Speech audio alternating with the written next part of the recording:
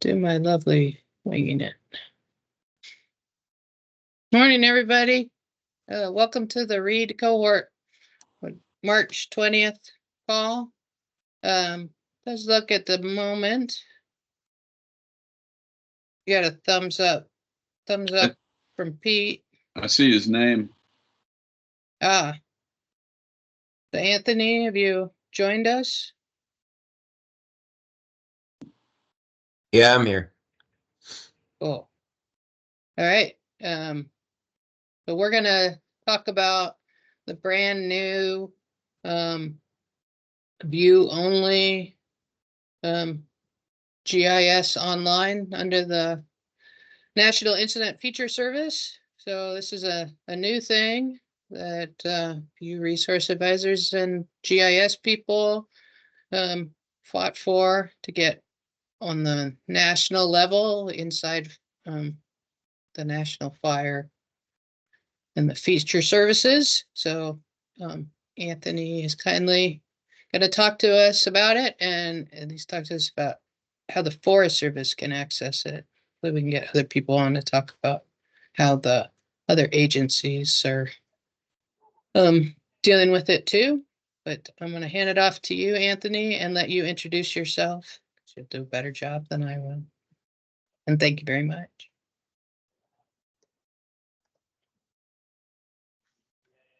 All right, great. So good morning, everyone. My name is Anthony Scavone.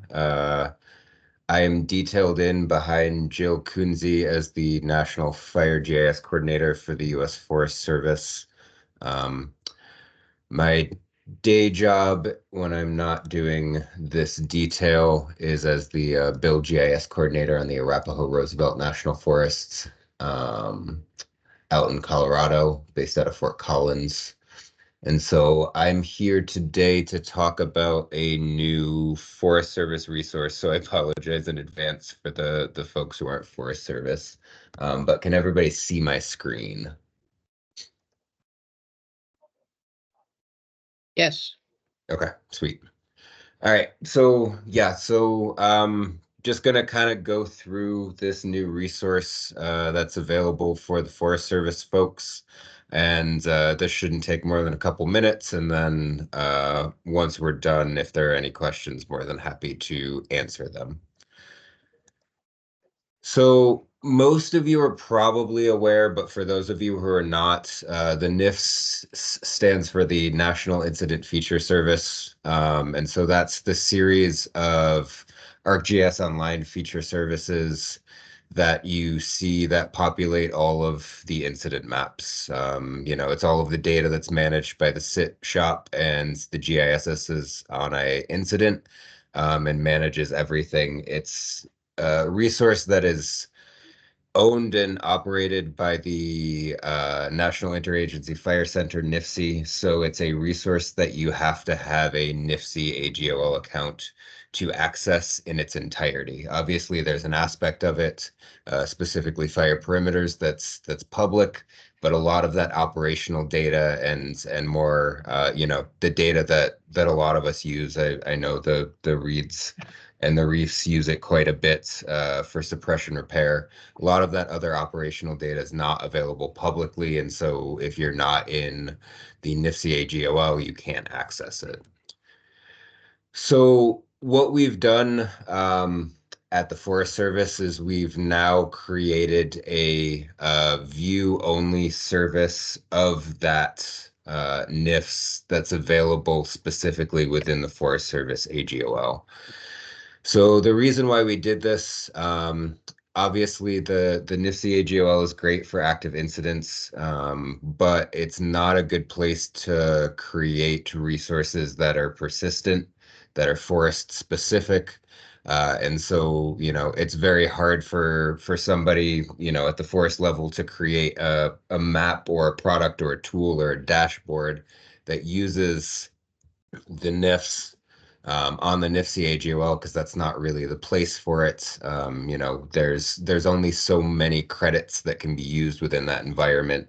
And so every agency using it for agency work is not really the most effective approach in creating tools in that environment.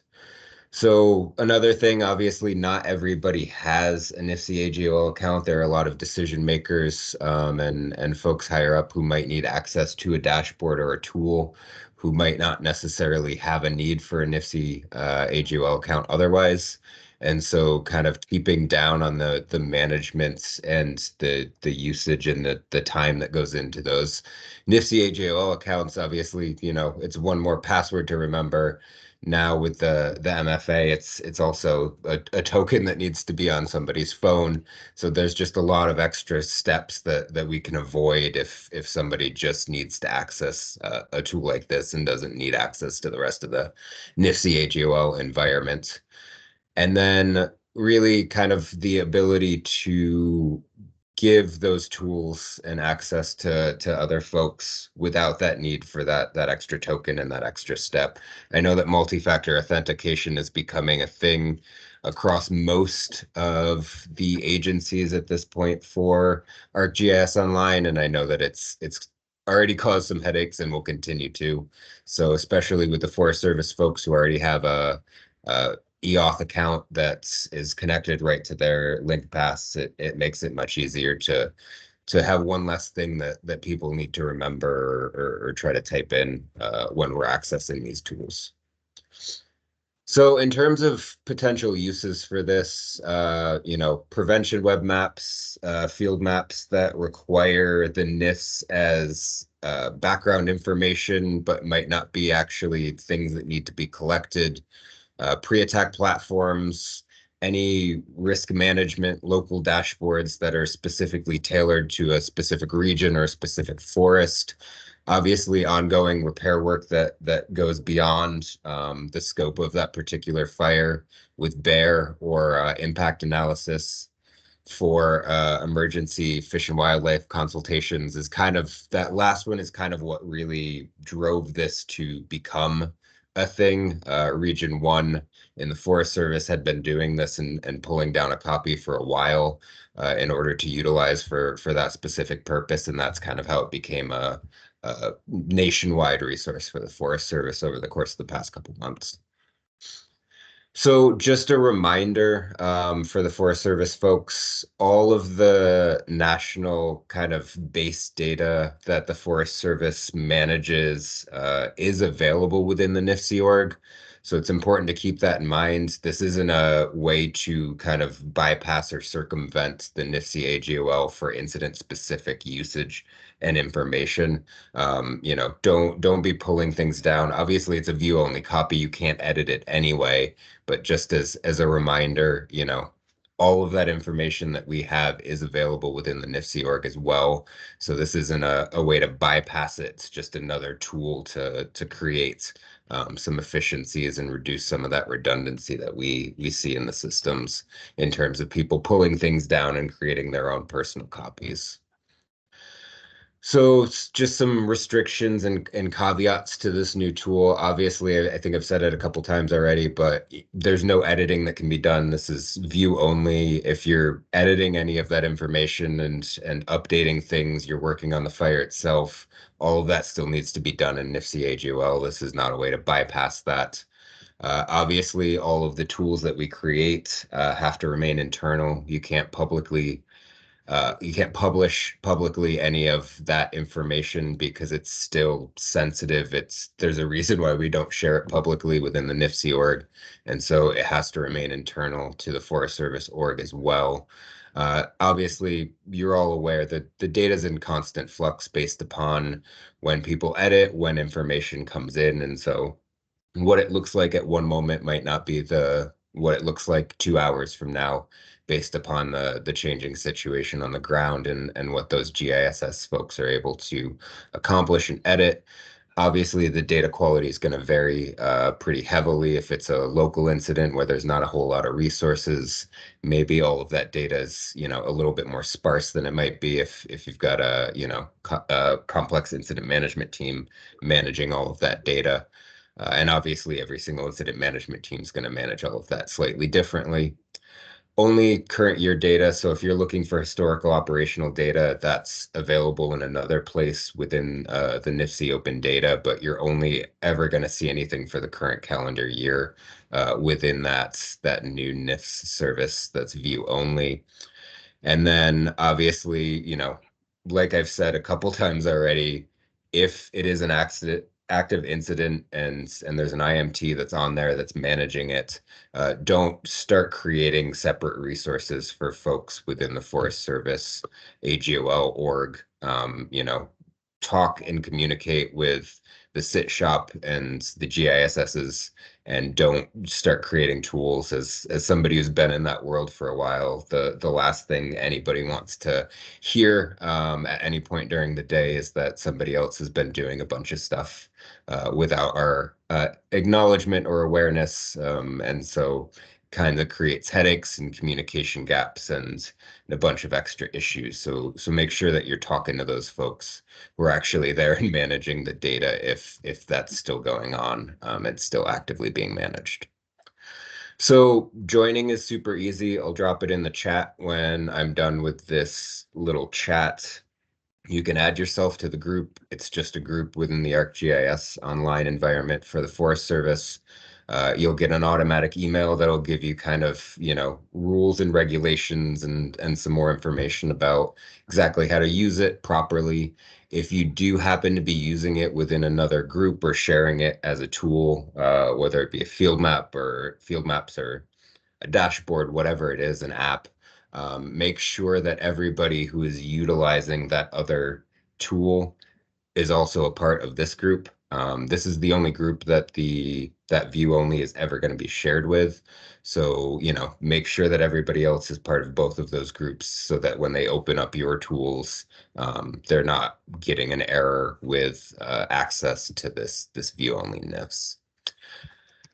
And that's all that I had in terms of prepared remarks. But if anybody's got any questions or concerns or whatnot, I'm more than happy to chat about that now. First, we do have a question in the chat from Lori Kremley. Lori, do you want to speak your question? Sure. And it might not really relate. I kind of joined a little bit late. Maybe you were only talking about a view only sort of group, but I know that you mentioned, that, and maybe this is by region or whatnot, I don't know, that the data for AGOL, the NIFC AGOL, I know for the 2023 data, at some point in time, you take all that data off and put on the 2024 data. And I was just wondering, is there a certain month or time frame that's completed? Because a lot of times go ahead. Yeah, and normally it's the calendar year. So normally, right around Christmas time is when that transition happens, and everything from the previous year gets archived, and then everything pushes over to the new year. So that's usually how it goes. And then once that year is over, then it should get pulled up and pushed and be accessible as historical operational data. Awesome, thank you.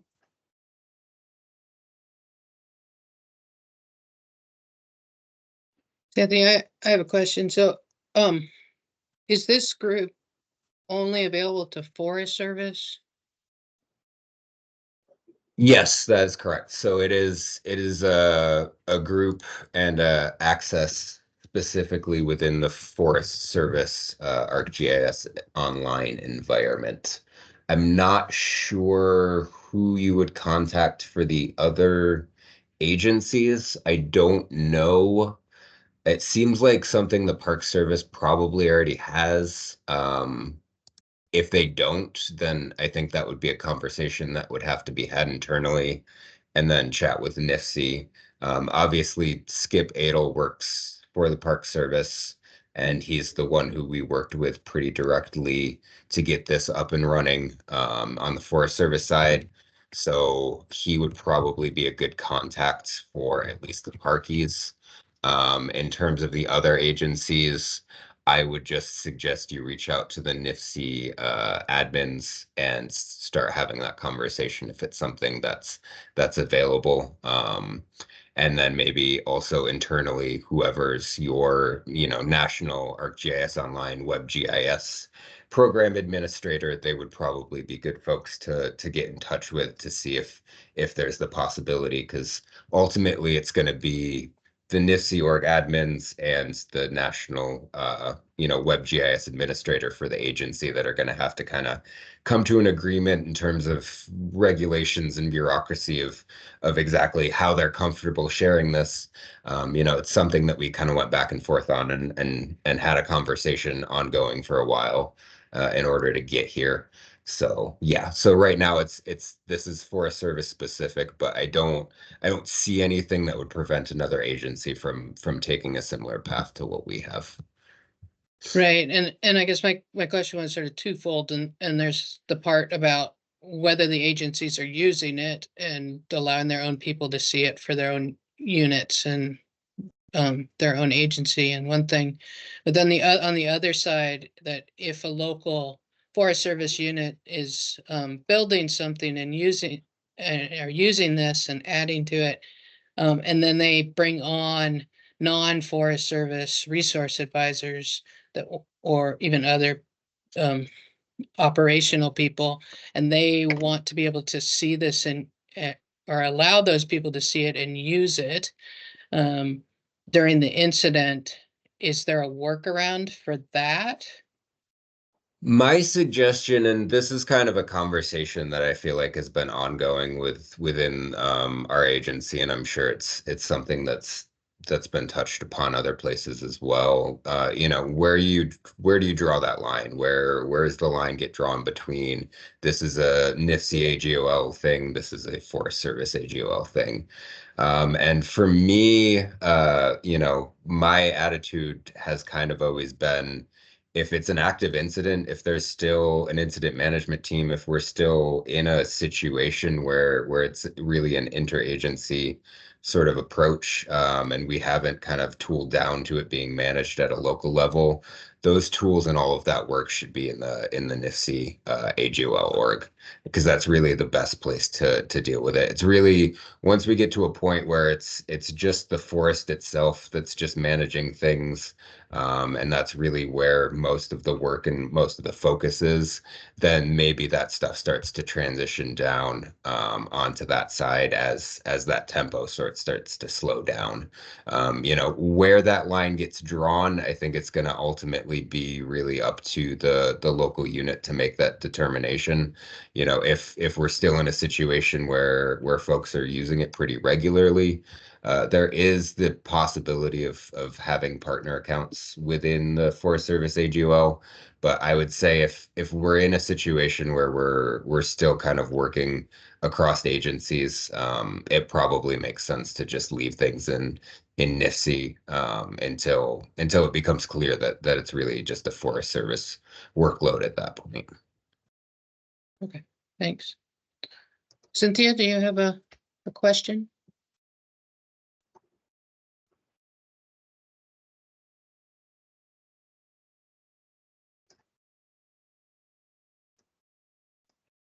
Maybe not. Brandy, you have a question in the chat.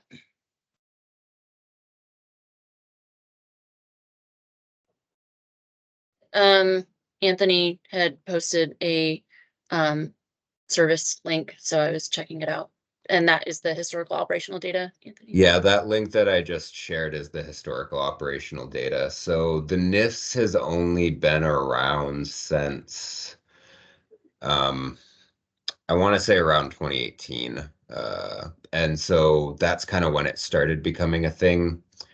I'd say from a adoption standpoint, when it comes to SIT GISSs and whatnot, I'd say only within the last couple of years has it become more or less universal. I think that back when it first started, there were still some folks who just, on a local server, on a local hard drive, that's where they were managing their data, and it never really found its way out into the cloud. But I'd say probably since 20, like around COVID times, you know, that's when it really started to ramp up. And so you'll see historical operational data all the way back to 2018. And then prior to that, obviously, you know, it's sitting somewhere with somebody, probably in a dusty warehouse on a Seagate, you know, hard drive somewhere. But for that, once you kind of hit that 2020, 2021, most of the operational data for the fires in that year, you're gonna get a pretty decent snapshot.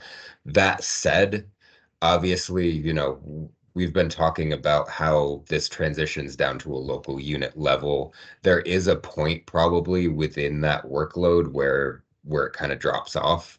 So if you're looking specifically for, you know, suppression repair activities, you know, from my personal experience, I've seen it drop off at different levels depending on the size of the fire. Obviously, something like the Dixie, you're going to have a lot of suppression repair data because it was being actively managed by incident management teams well into that suppression repair effort, whereas sometimes other times it drops off right after operations are over, and then a lot of that suppression repair work may be being done at the local level, but may not be reflected within the NIFS.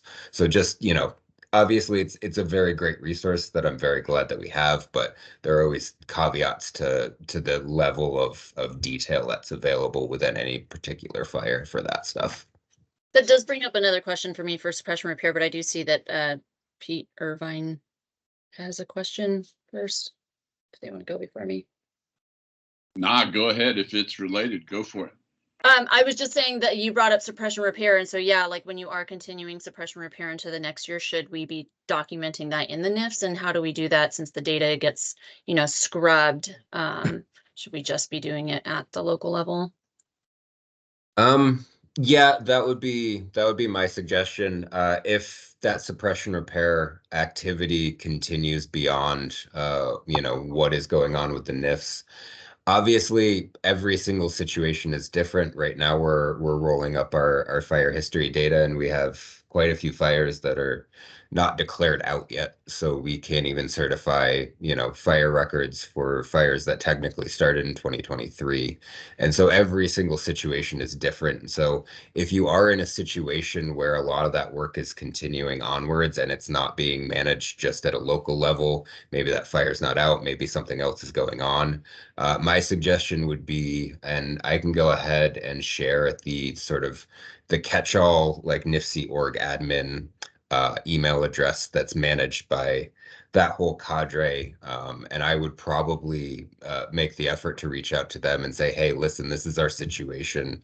What would you suggest? And then that way they're aware. Maybe it makes sense to keep things on the NIFC org further and on into something that, you know, might be sort of a specific use case, but at least in that situation, they're aware of what you're doing. They know what's going on. And then that way you don't get in a situation where they're yelling at you, you know, come April or May about, you know, having data or information or tools on there that they want removed since it's prior year information. So that would be my suggestion. Obviously, all of this is there, you know, that line is never going to be clear and distinct between when it's one thing and when it's another. So I would definitely make sure to have that conversation both locally, agency administrator level, and then with those admins as well. Yeah, and I mean, yeah, we have one of the fires open still from the Smith River complex just because, you know, then we need to order more resources, you know, this spring for additional repair needs. And so, you know, it's out, but it's open. So, but they did scrub it. And so, I mean, I was just planning on doing it on the local level, but it would almost be easier for me to do it, you know, in the NIFS. I'd rather work with the NIFS, but yeah, I will reach out to the cadre. Thank you. Yeah, that would definitely be my suggestion because you know, it might make sense. They might suggest that it all gets pushed back into the operational data for the following year since it is making that transition. But you know, that would be something that they would have an opinion about. And so I don't want to speak for NIFC about where they want to draw that line. And then I dropped the email in there as well. So that's the email that I would send it to. It's monitored by that whole group, and they much prefer it going to their catch-all email instead of emailing somebody directly. Again, like same situation, if you want to have a conversation about doing this for the Park Service, Fish and Wildlife, whatever, I would reach out to that email as well. That way you're not, specifically pointing at one particular person, and they can manage that workload the way that they see fit.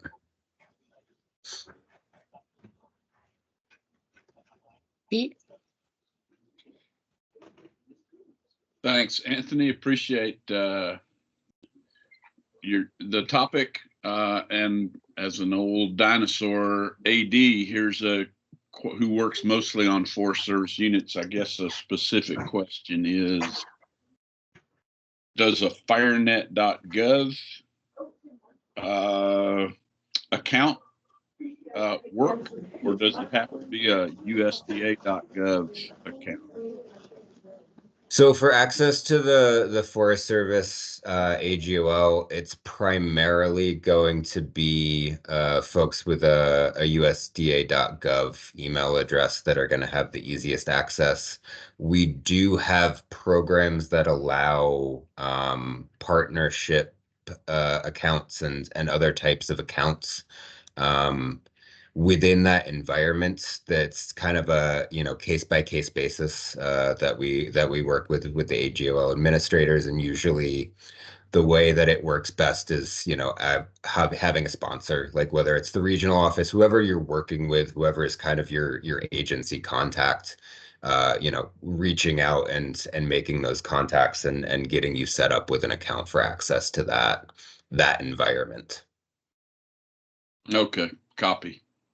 Just seems like I know of a fair number of times when it's been a AD without a USDA.gov account that's been leading the suppression repair effort. So that's a pretty significant limitation, but thank you. I appreciate it. Yeah, and like I said, if we're still in a situation where this is an active incident, those resources should stay on the NIFC AGOL. It's only really once it becomes a sort of a locally managed, as things tie down. Like I would say most of the cases where this would make sense is either if it's specifically Forest Service specific local unit concerns that are completely disconnected from the larger incident management structure that's going on. If it's a very specific tool for, one program within the forest that they're just kind of concerned about something connected to it, or in a situation where it's, it's down to a type 3, there's really not anybody else being managed within that environment. That's kind of when that transition would make sense. Lorena, I believe, I'm sorry if I'm pronouncing that incorrectly. That link that I shared to the NIFC open data has access to the historical operational data for every year where the NIFS existed. You can access it there. You can also plug it in.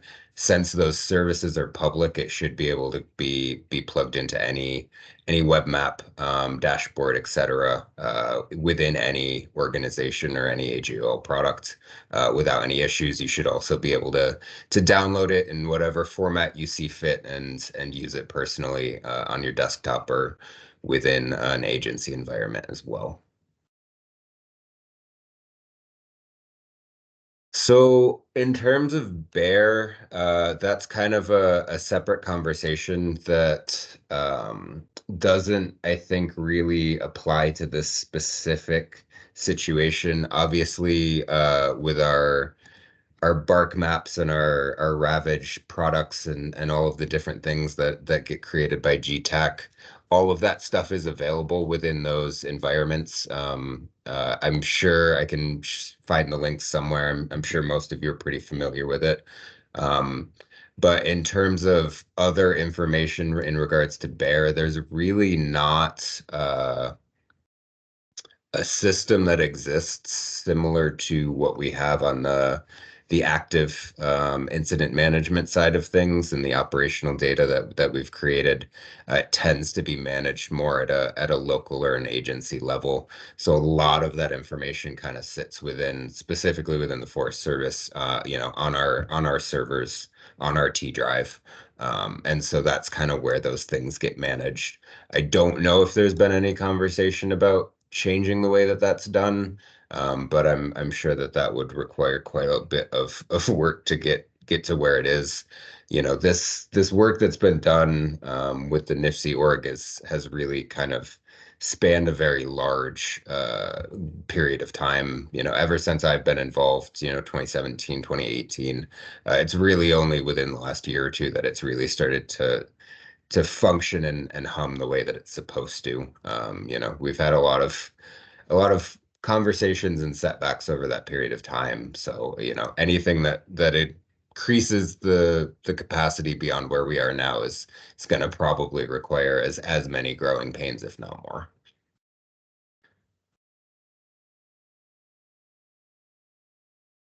A few See hands. Daniel. Yep. Daniel. Yep.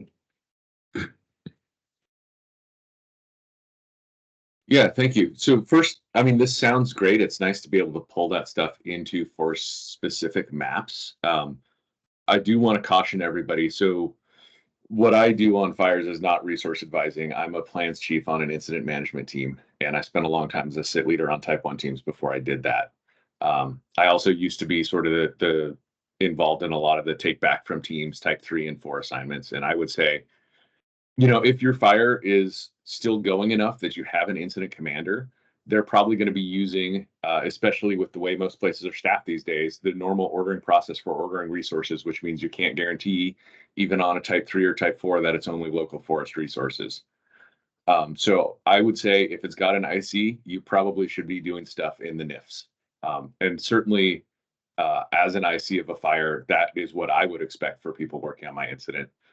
For a couple of reasons. One, that's kind of where that data lives. Two, like I said, if you're using the normal resource ordering process, which I've even had type 4 fires where I had off forest resources on because we couldn't support it. So being able to have them access what you're doing is important. And then also, it's one thing if it's overwintered, but we've also had fires that had gone down to type 3 or 4 in suppression repair stage that picked back up and had a team reordered. And then tracking down where local data went when the team comes in is extremely difficult and not the sort of thing you want to do when you're just got on scene with the team trying to track down what people have been doing for the last 2 weeks and where everything is. So like I said, I think this is a great idea, but I would caution all of you who are going to be like, oh, it's gone back to type 3. Let's just do everything in the Forest Service AGOL to just be very careful about that. Have a conversation with your incident commander if there still is one. And if there's any possibility for interagency or even cross-functional type activity, I would look at using the National Incident Feature Service in the NIFC org because that's kind of what that's for. So anyway, but thank you for the hard work on that. It's very much appreciated.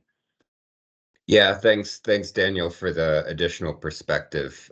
Yeah, I think that's kind of the key, and all of that makes perfect sense and something that I've witnessed as well.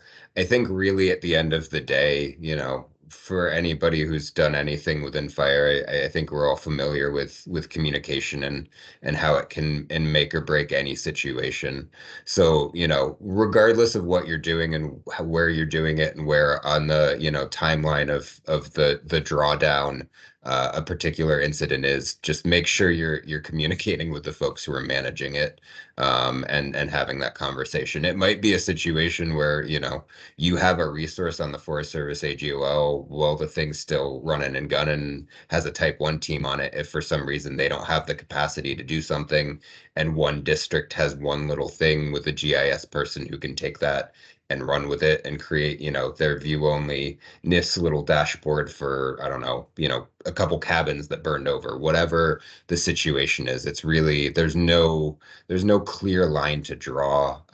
It's more about that communication and really making sure that, that long-term plan and that goal is in place, and that you're having that conversation and making sure that everybody's on the same page and that you're doing what makes the most sense for everybody and the resources that you have in that particular moment.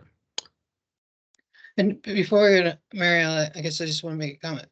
And my understanding of this is not intended to be bringing your fire and operational data into. This is like, so you have access to other types of data that the public doesn't need to be seen. The operations doesn't necessarily need to be seen, but certain groups within your unit need to look at, like, so like, which is often sort of the resource side, like where are your timber units, where are your grazing allotments, where are different infrastructure for those, or even like where are your bird nests, where are some of your ARC sites, or something that's not going to go in the operational maps, not going to go in the operational GIS.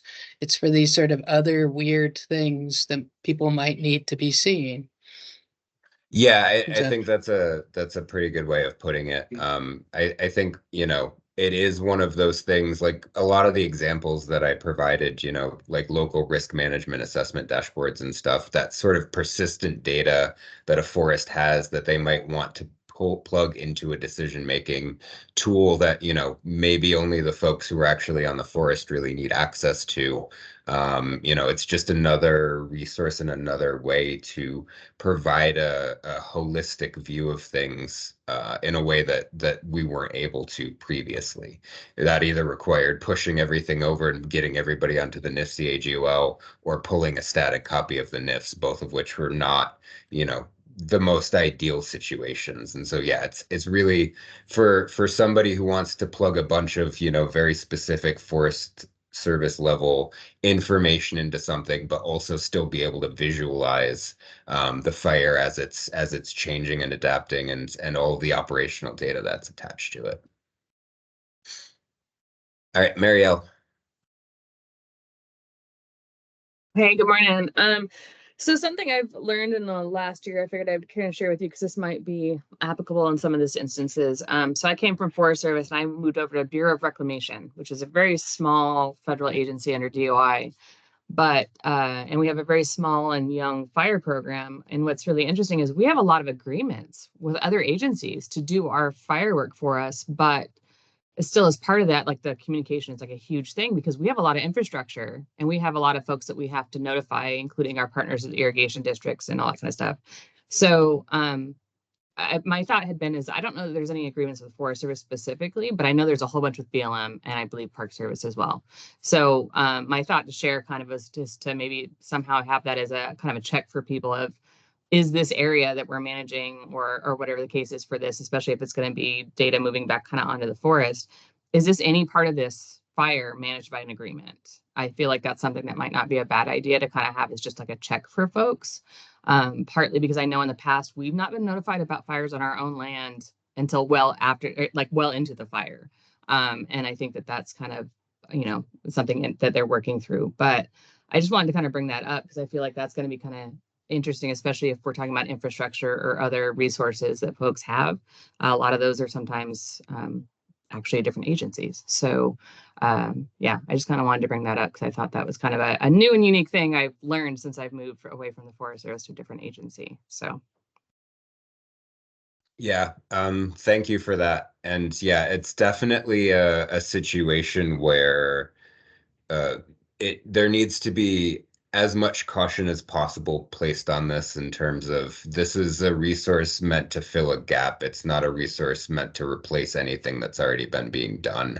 And so make sure that whatever you're doing with this, that it's specific to a very specific use case, that, you know, it would be good to have all of the NIFS operational data as a view service for this particular tool for situational awareness for this thing that we are doing, not a replacement for any of the tools or a replacement for communicating with the individuals who are managing that incident.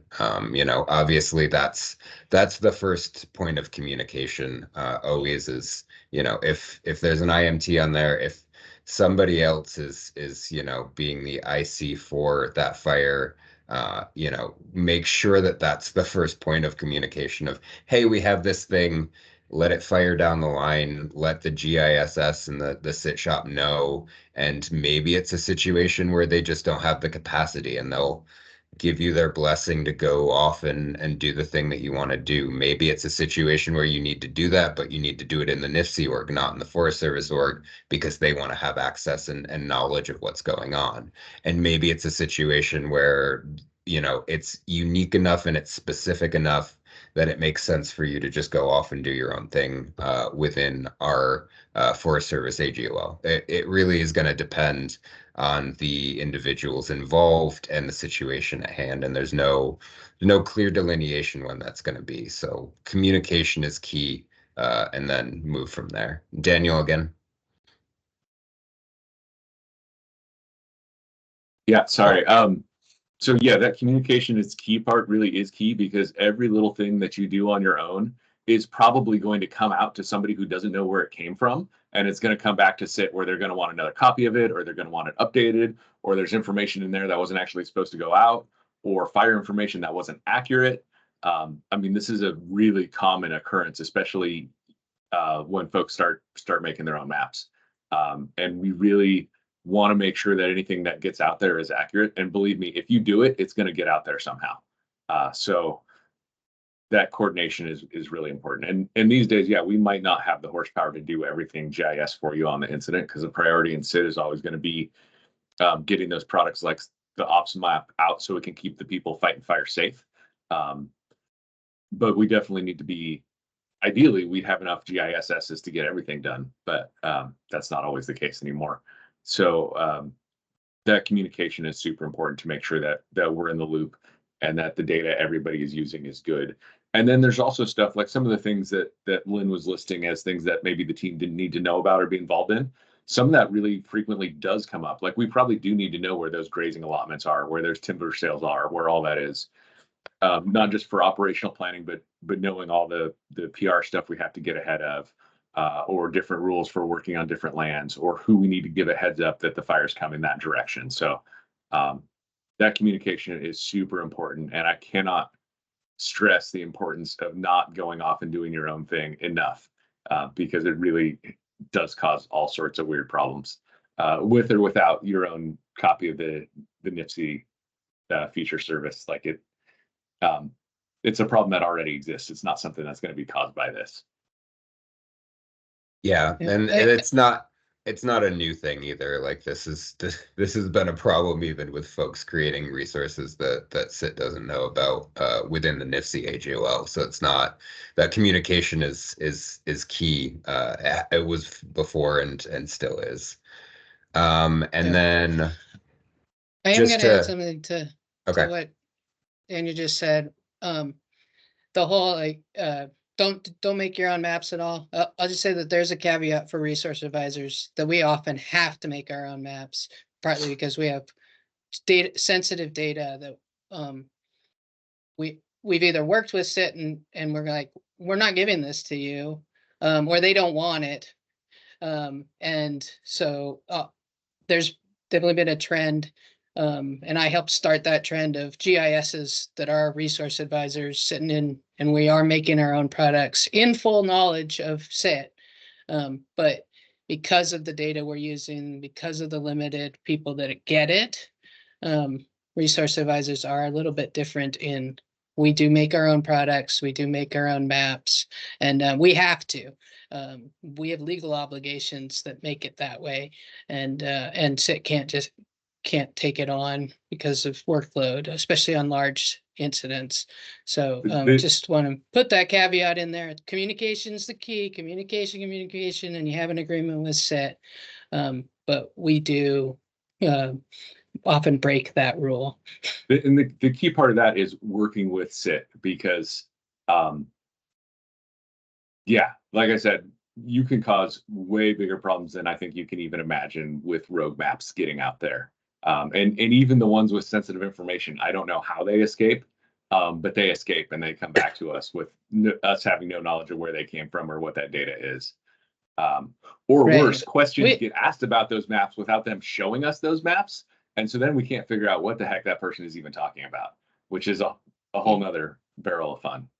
So Yeah, working with we SIT can have is a- good. And honestly, if you come to SIT and say, hey, we can make these maps for you, you'll probably get a hug or something.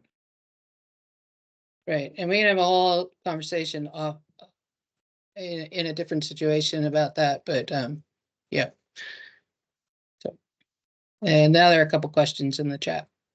Yeah, so in terms of interfacing with WFDIS, it does not. WFDIS is its own little environment, and there's not a whole lot of interaction. WFDIS, I know there's a next gen that's coming at some point, but for right now, it kind of sits in its own bubble, and so there's not really going to be any interfacing there that doesn't already exist.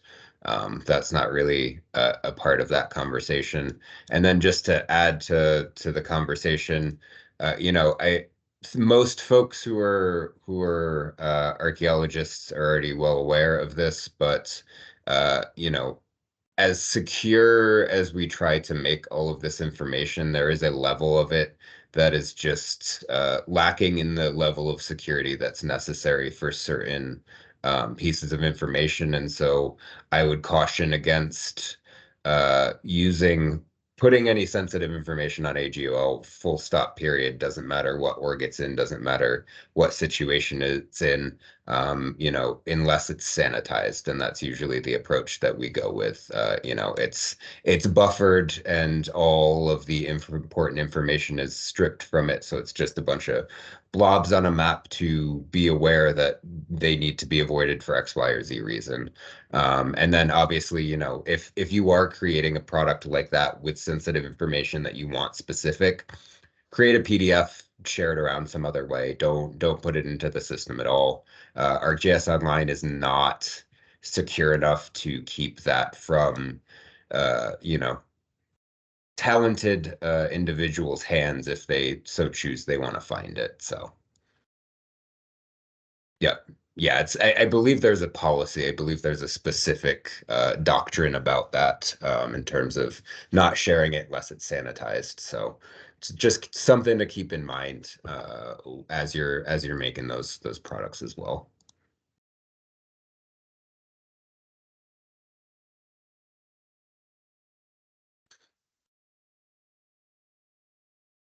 So I think, well, there was a question about interfacing with WFDIS and whether this will or won't. In its current generation, no. I'm not sure what the plans are for next generation WFDIS. I would assume that there's probably going to be a feature service aspect to it. And my guess would be that probably it will be included, but I don't want to say one way or the other. That's obviously we'll wait to hear and what that rollout's going to look like and all of the different things that they're working on over there.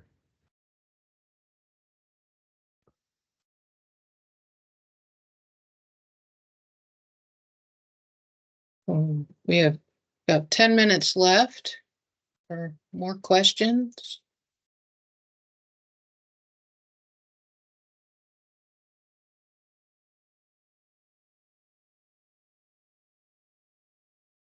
Yeah, I'll just say, Brandy did say, the Forest Service does have the policy for archaeology to not be on an AGOL.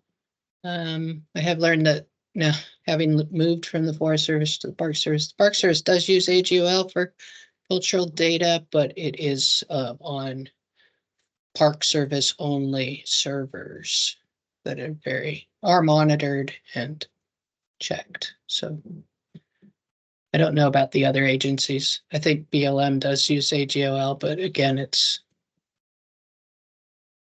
And the in its Forest own Service right location. now is kind of developing its own server to try to host that, but I think it's still in development right now. I don't think that it's live yet. Well, yeah, there are certain just inherent security issues with ArcGIS Online. So once CIO is capable of being comfortable with the level of security of something, then we can do that. But for right now, yeah, just don't don't touch it if you can avoid it. Yep. One of the Parky GIS, Sheldon Baker, just said, yep, we have specific portals for sensitive data in the Park Service. I did post a link to the next gen WFDS in the chat, and it's got some videos and stuff on there demoing what it's going to look like. I can't speak to it, but it is going to support feature services of some sort, unlike the current one. But there's a link there for you.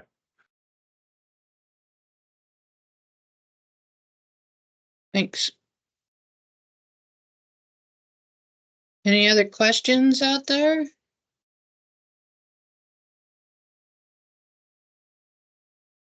All right. Well, everybody said thank you very much, Anthony. Really appreciate it. And if you could send me the PowerPoint, I will put it out for the read cohort in our Google Drive. Yeah, of course. I'll go ahead and get that to you right after this call. Oh, thank you very much. Thanks, Anthony. Yeah, thanks everybody for the time and the conversation. I appreciate it. It's important to make sure that we keep hitting these same points over and over again. So, you know, if something comes up, if there's questions or concerns, I'll be around in this current position until the end of April. And if something comes up after that, you know, feel free to hit me up. There's no succession plan in place at the moment. So, you know, I'm happy to either continue helping out. You know, I still live in this world even when I'm not in this detail. And if there is somebody else who can take on that helm, I'm more than happy to just turf you back over to them after that point. Pete, you got a question? Okay. Yeah, for Anthony, are you, do you have an email address you can share, Anthony, for future follow-up with you outside of the NIFC group address? Yeah, I don't check my firenet.gov email basically at all. So you can just go ahead and hit me at my Forest Service email. I just dropped it in there. So Yeah, I copy seeing it now. Thanks.